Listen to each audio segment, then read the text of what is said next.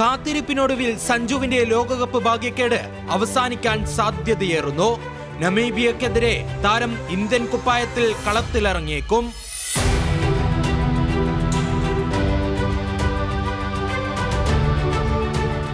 അസുഖത്തെ തുടർന്ന് അഭിഷേക് ശർമ്മ നമീബിയക്കെതിരെ കളിക്കുമോ എന്നതിൽ സംശയമായതോടെയാണ് സഞ്ജു സാംസനെ വഴിതെളിയുന്നത്. ആദ്യ മത്സരത്തിലും അഭിഷേക് അസുഖവുമായാണ് കളിച്ചതെന്ന് ഇന്ത്യയുടെ ബാറ്റിംഗ് പരിശീലകൻ വ്യക്തമാക്കിയിരുന്നു.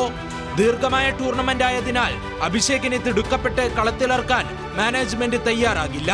താരത്തിന് ലോകകപ്പിലെ രണ്ടാം മത്സരത്തിൽ വിശ്രമം അനുവദിച്ചേക്കും. അങ്ങനെയെങ്കിൽ ലോകകപ്പിൽ സഞ്ജുവിന് ബെഞ്ചിൽ നിന്ന് മോചനം ലഭിക്കാൻ സാധ്യതയേറും.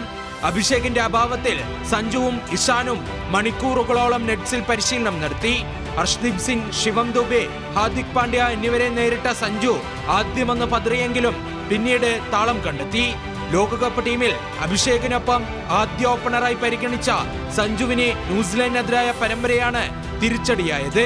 കിവീസിനെതിരെ 5 മത്സരത്തിലിറങ്ങിയ സഞ്ജുവിനെ 46 റൺസ് എടുക്കാനേ സാധിച്ചുള്ളൂ. 2024 ലോകകപ്പിന്റെ തനി ആവർത്തനമാകുമോ ഇത്തവണയും സഞ്ജുവിനെ എന്ന ആശങ്കയിലാണ് ആരാധകർ. Sports desk, news Malayalam.